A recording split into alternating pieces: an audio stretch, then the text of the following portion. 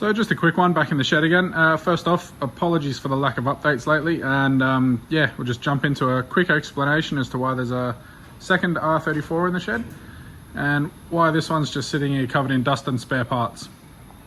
So this R34 here belongs to a fellow subscriber, Jake, and he reached out a little while ago and contacted me about doing the GTR conversion.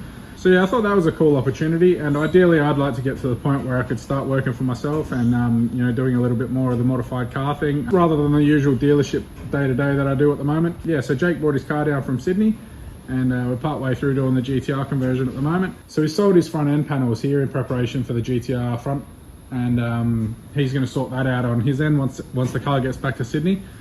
And I'm part way through doing the GTR rear conversion at the moment. So as you can see, I've got the rear arches jigged up and they're just about to be spaced out. And I've just gone through and aligned the panel. So I've got the gaps and the boot alignment. It's all ready to go. So yeah, that's all happening, and really looking forward to getting this one knocked out for him, and looking forward to seeing what he does with the car once it gets back to Sydney. So yeah, I know he's got some pretty sweet plans with it, so it should look pretty good once he's done.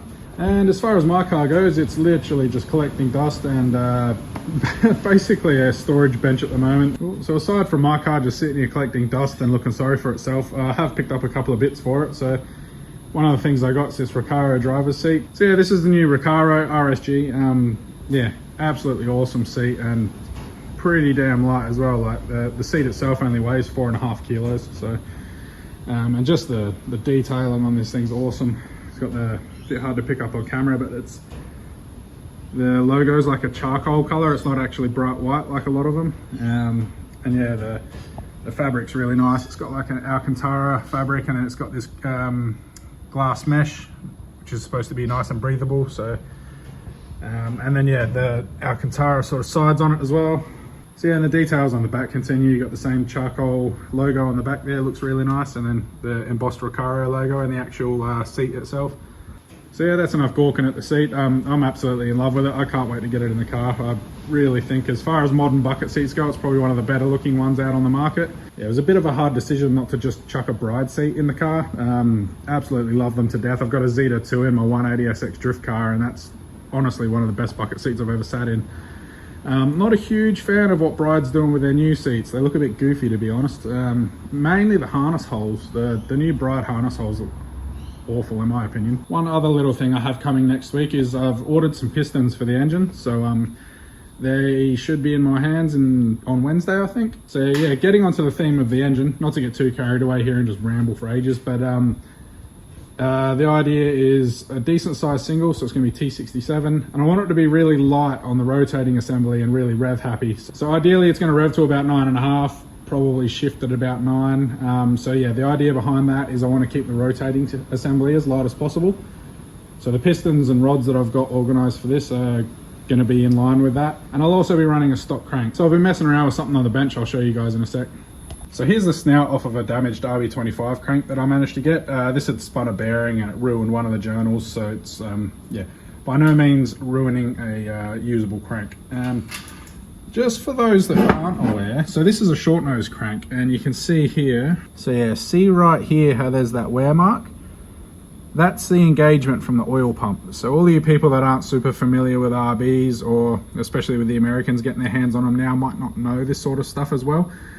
This is what's referred to as a short nose crank. So this drive portion here is what spins your oil pump, and you can see there by that wear mark just how a little amount of it actually contacts the gear and the oil pump. So that's what leads to the oil pump failures and all of that. These slapping backwards and forwards, you know, there's a certain amount of backlash between the gears, especially people banging off the rev limiters, and it actually, you can see it's wearing into the crank itself. So you can only imagine what it was doing to the actual oil pump as well. I think it was only the Series 1 R33s that had that on the 25 cranks, and then I think from 33 onwards on the RB26 they went to the long nose. So this actual, so this machined portion here actually comes out further for the oil pump to drive on.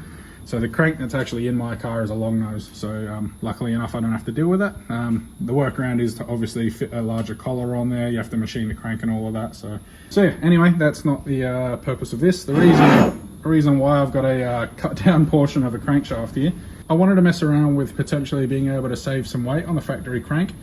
Nissan actually did a really good job with these from the factory. Like the casting's awesome. Like if you look into any of like David Vizard's got some pretty good videos on like race cranks and little tricks that they used to do with hot rodding to modify the factory cranks back in the day. These cranks have that built in, basically. A lot of the little tricks, like there is a little bit of room on the table still, but a lot of the tricks that all those old guys used to use back in the day, yeah, Nissan have built into these. Like they're actually, for their age, they're a pretty good little thing. But there's just little things like, you know, there's some casting flash there that you can take off and all of that. The main thing that I wanted to experiment with, which is why I got a damaged crank, because I didn't want to try this on a good crank and fuck it, is trying to put some lightning holes down here in the big end side. So this is really popular on high performance forged cranks and everything like that, especially in the V8 world. And this is a mod that, like once again to reference David Vizard, he said this is a mod that they used to do on a lot of old hot rod stuff back in the day. So it's not unheard of. I'm definitely by no means the first person to think of doing this. You know, in the V8 world, this is super common. So yeah, anyway, I just so the main reason behind getting the damaged crank is I wasn't sure. You've got this oil gallery there that goes the whole way through, and then if you were to draw a diagonal line down through that, there is where it goes to the mains. So that's where your oil pressure comes out for your big end bearings. Yeah, I just wasn't sure how much room you had to play with in this. So yeah, I got this damaged crank just so I could experiment, see how much room there is. So yeah, that's just the hole from where your ball bearing usually goes on your factory crank. So I've obviously drilled that out, but gone through with a hole saw, centralized it, and then hogged out a bunch of material there, and then just used the die grinder to clean it up. And then you can see I've also chamfered that out a little bit as well compared to the other side. So so yeah, there's a reasonable amount of material there. I'm going to do the same thing to this side. I don't have a set at the moment, but I want to get a set of scales so that I can actually see how much of a difference it makes. And then obviously you times that over 6 big ends. And then yeah, just little things as well, like going through cleaning up the casting flash. So yeah, there's little things to be had. So just concentrating on keeping the reciprocating mass as low as possible should help with its reliability and willingness to rev. And then yeah, same theme on the pistons and rods as well, really lightweight. Yeah, as light as I could get them within a relative budget. So yeah, should be an interesting thing. I'm really keen to delve into the engine side of things, because this is where my interest lies. Like the bodywork's nice, I like seeing the end product, but by no means is that my bread and butter. Like I really enjoy the engine side of things. That's where my it really piques my interest. So yeah, that's enough rambling from me. Like I said, once Jake's car's finished, I'll have a little bit more time and some money to spend on my own car. So yeah, any of these extra jobs I get come through the door, the money just goes straight back into this thing. So so yeah, just really helps with the build and getting the name out there as well. So really looking forward to getting that done and moving back onto this. So anyway, if you've managed to stick through however many minutes of me dribbling crap, really appreciate it, and yeah, can't wait to get the progress happening again. Catch ya.